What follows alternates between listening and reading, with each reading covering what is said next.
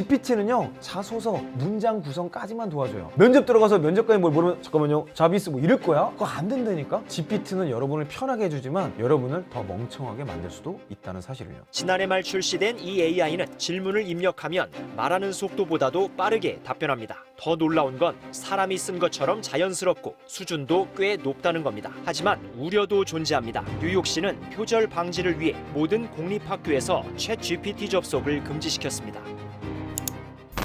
안녕하세요. 면접병 면접봐 병입니다. 네, 오늘 오랜만에 면접관의 속마음을 시원하게 까발려드리는 면발람 시간입니다. 제가 오늘 가져온 기사는 AI로 자소서를 작성하는 것에 대한 면접관들의 어려움을 소재로 한 기사입니다. 제가 최근에 캠프에서 챗 GPT를 활용해서 지원하기 뚝딱 만들기, 필살기를 고르는 방법 이런 것들 영상으로 만들어 드린 적이 있는데요. 그래서 그런 게 나온 걸까요? 이런 기사들이 계속 나오고 있는데 한번 내용을 알아보도록 하겠습니다. 자, 오늘 영상에서 1차로는 면접관분들, 인사팀분들의 속마음을 시원하게 까발려 드릴 생각이고요. 2차로는 이런 상황에서 지원자분들이 어떻게 하시면 좋을지까지 알아보도록 하겠습니다. 기사의 제목은 이래요. 자소서 10분 뚝딱 챗 GPT 쓰는 취준생들 골머리 앓는 기업들. 이게 왜 골머리지? 난 이거 자체가 이해가 안 돼. 아니 새로운 기술이 나왔으면 기술을 쓰는 능력이 진짜 역량 아니에요? 문제 해결 능력 있잖아. 아니 지원 동기 쓰는 게 얼마나 힘들어. 챗 GPT한테 물어보면 10초 만에 나오네. 아니 힘들었다고 해결했으면 문제 해결한 역량 있는 사람이라고 평가를 해줘야지. 아니 이걸 가지고 골머리라고 얘기하는 것 자체가 시대에 안 맞다. 일단 저는 이것을 선언적으로 깔고 계속해서 보도록 하겠습니다.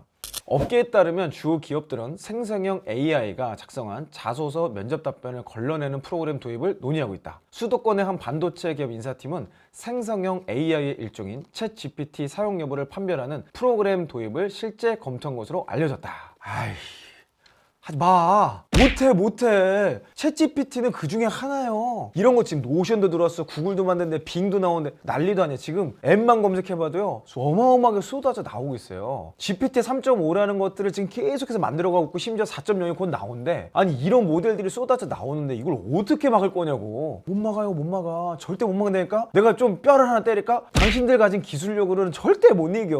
그러니까 그쪽으로 아예 가틀들 마. 돈을 엄청 쓰고 결과는 없다니까요. 왜 이런 짓을 할까요? 인사팀이나 기업들이 바보라서 그럴까요? 그럴 리가 있나? 여기에는 이유가 있는 거예요. 이런 발표들을 하는 기업들은 둘 중에 하나일 것 같아요. 언론 플레이거나 채용에 대한 개념 자체가 안 잡혀 있거나. 첫 번째 사례는 언론 플레이를 볼까요? 안 될 걸 뻔히 알아요. 어떻게 이겨? 안 된다니까? 발라낼 수가 없어요. 아니 AI로 생성했는지 사람이 직접 썼는지 어떻게 알아? 그게 무슨 패턴이 있어요? 아니면 어떤 단어들만 쓰나요? 아니면 조건만 조금 바꾸면 모든 글이 다 새롭게 나오는데 그 무슨 수로 판단하는 말이에요? 이 기사 끝에 보면 자기들의 고민도 있어. 이거를 아무리 판별 프로그램을 만들어도 사람이 직접 쓴 걸 떨어뜨리면 어떡하지? 이런 내니까 판단 불가해요. 챗GPT 써보신 분들은 알겠지만 이미 어떤 프로그램 이걸 판단하는 것 자체가 쉽지가 않습니다. 뭐 굳이 본다면 글을 참 잘 썼네? 뭐 요 정도? 자, 그럼에도 불구하고 언론 플레이를 하는 이유는 뭔가 그럴듯한 이미지를 주기 위한 경우가 많아요. 인사팀에서 할 수 있는 브랜딩 활동? 뭐 요 정도로 생각하는 거죠. 왜 그런 거 있잖아요. 실제로는 CCTV가 없는데 CCTV 있다고 붙여놓으면 뭔가 좀 나쁜 짓 하기 좀 애매모호한 거 있잖아. 가짜 CCTV 5,000원짜리 CCTV가 다이소에 판매되는 이유도 그거예요. 이런 거 하나만으로 야 쓸데없이 너 거짓말 하지마,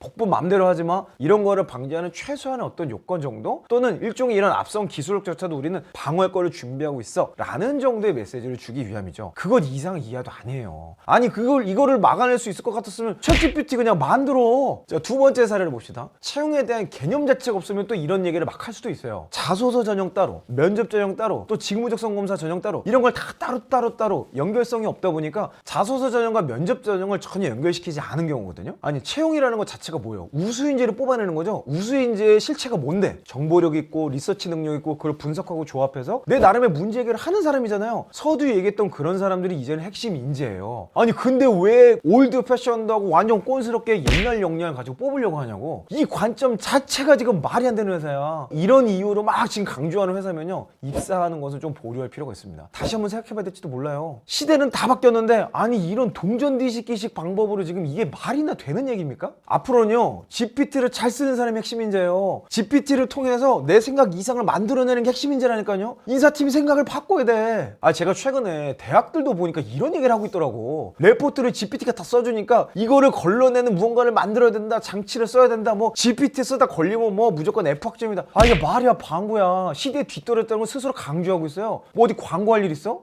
이제는 그 수준을 넘어서는 평가를 만들어야죠. 지성이 전당이어야 될 대학 이런 무지성 논리를 가지고 얘기를 하니까 이게 경쟁력이 생기겠냐고. 대학이고 기업이고 이제는 완전히 패러다임 시프팅 해줘야 돼요. GPT를 못 쓰는 사람을 떨어뜨려야지. 그러면 우리의 평가 레벨이 어떻게 돼요? 그 이상으로 올라가야 돼. 오픈북 테스트처럼 GPT 깔아놓고 어떤 결과물을 만들어내냐 봐야 된다는 거예요. 아니 고객의 라이프 스타일은 바뀌었는데 왜 평가는 옛날로 돌아가요?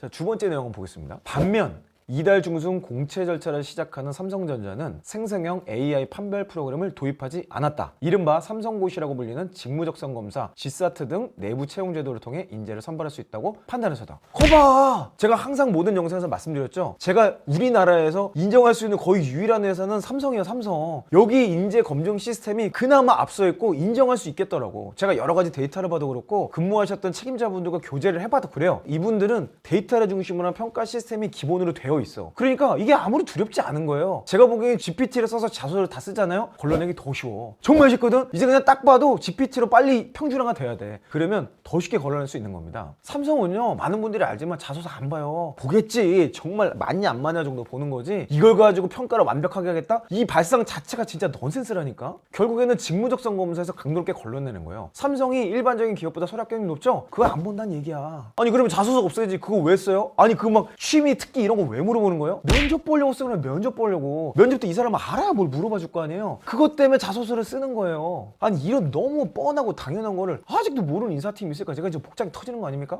아니 이게 비단 직장 문제만이 아니야. 대학은 더 심해. 제가 대학의 취업지원실이나 이런 최근에 교수님들도 많이 만나봤거든요. 만나봤더니 세상에 대학의 취업지원 프로그램이 전부 다 어떤 식이냐면 자소서 따로, 면접 따로, 직무경험 따로, 다 따로야. 각자는 좋대. 만족도 높대. 자기네 학생들이 취업률 떨어지는 소리가 막 쫙쫙쫙 곡소리가 나는데 자기들은 잘하고 있대. 완전 띠빠빠지. 이 정도 생각 가지고 취업지원실을 운영하니까 진행이 되겠습니까? 정보력이 떨어져도 너무 떨어져. 현실성이 없는 차원을 넘어서 자기 혼자 저기 달나라가 있다니까. 지금 GPT 가지고 모든 사람들이 자소서니 경험 만들기니 싹 다 들어가고 있는데 아직도 글쓰기 연습을 시키고 있고 아직도 이미지 메이킹을 하고 있다니까 이게 말이 되는 소리냐고요. 세 번째 기사를 볼게요. 지원자들은 사용 이후로 높은 답변 완성도를 꼽는다. 챗 GPT가 1500에서 2000자 분량의 자소서를 자동으로 써주기 때문에 약간만 손보면 10분 안에도 완성이 가능하다. 자, 이제부터 지원자 관점에서 한번 볼까요? 사실 이렇게 쉽게 작성이 된다면 모두가 쉽게 작성할 수 있겠죠? 자, 근데 여기서 핵심이 뭐예요? 작성하는 게 어려웠어요? 아니에요. 작성은 누구나 할 수 있어요. 그런데 이 내용이 합격이 될 거냐? 이 내용으로 면접에서 곤란함을 겪진 않겠냐? 이런 고민이 있는 거잖아. GPT가 작성할 수 있는 건요, 결국은 매끄러운 문장이에요. 그리고 추상적인 내용들을 여기저기 끌어가지고 합격 자소서라고 여기저기 떠있는 내용들을 데이터로 묶어서 그냥 하나의 문장으로 완성해 주는 거야. 글을 잘 써줄 수는 있어요. 왜? 여러분보다 문해력이 좋으니까. 글의 마감이 깔끔하고 글의 구성은 좋아. 근데 그게 이상 뭐가 있죠? 제가 항상 여러분께 데이터로 말씀드렸지만 사람을 평가하고 판단하기 위해서는 그에 합당한 근거를 찾아야 돼요. 글을 잘 쓴다고 뽑는 게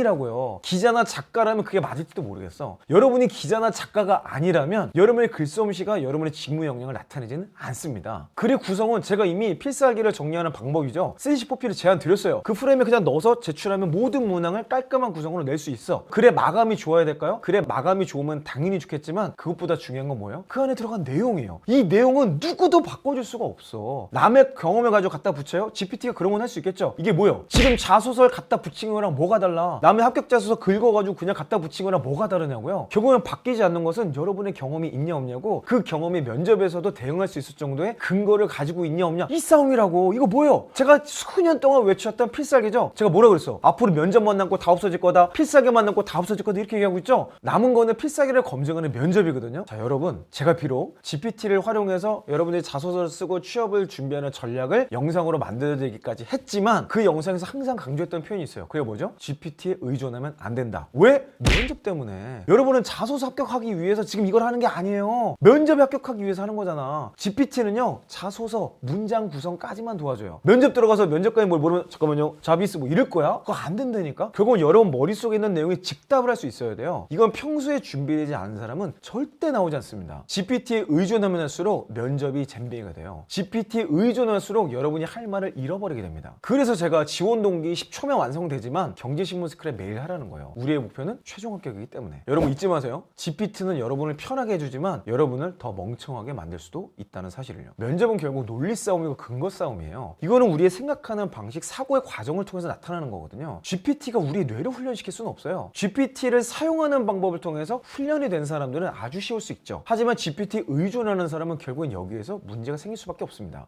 자, 그래서 이 기사의 끝은 이런 내용으로 마무리가 됩니다. 재계 관계자는 생성형 AI가 활성화되면 대부분의 지원 서류가 상향 평준화 될 것이라며 기술 발전에 맞춰 채용 절차도 개선해야 한다라고 지적했다. 재계 관계자가 진짜 뭘 잘 모르시는 것 같아. GPT가 활성화되잖아요. 상향 평준화가 아니라 하향 평준화 됩니다. 그 안에 그냥 어딘가에서 복붙해 놓은 것 같은 자소설들만 난무하게 돼요. 자기 얘기는 하나도 없고 근거도 없고 전개도 없는 그럴듯한 좋은 스토리들만 남게 된다고요. 자, 재계 관계자분들이라면 필사기만 검증하시면 됩니다. 내가 했던 경험, 그 관점에서 어떤 성과를 냈는지, 그 과정을 통해서 얻은 나만의 관점, 이 세 가지가 들어가 있다면 이건 일단 신뢰할 수 있다고 봐야 돼요. 그 내용을 가지고 면접에서 심층 검증을 하게 되는 거고, 알맹이가 없다면 당연히 GPT를 썼다고 아주 쉽게 판단할 수 있겠죠. 자, 수많은 채용팀이요, 이제는 더 이상 지원자 수에 목매지 마세요. 많이 지원해봤자 여러 번만 피곤하다니까. 많이 지원하는 게 중요한 게 아니라 인재 적중도가 중요한 거예요. 사실 완벽한 건 뭔지 아세요? 10명 뽑을 때 딱 10명만 지원하는 겁니다. 완벽한 사람 10명만이 지원해서 완벽한 사람 10명을 뽑는 거죠. 물론 이상적인 얘기지만 우리는 그런 것들을 향해서 계속해서 도전할 필요가 있어요. 불특정 다수가 아니라 정말 우리 회사에 오리엔트되어 있고 우리 회사에 지원하고자 하는 사람을 찾으라고 여러분들이 있는 거라는 사실을 잊지 마세요. GPT는요, 더 쉽게 평가할 수 있는 지름길입니다. GPT가 활성화되면요, 우리는 두려워할 게 아니라 더 쉽게 평가할 수 있다는 사실을 잊지 마세요. 지원자분들이요, 수많은 리팸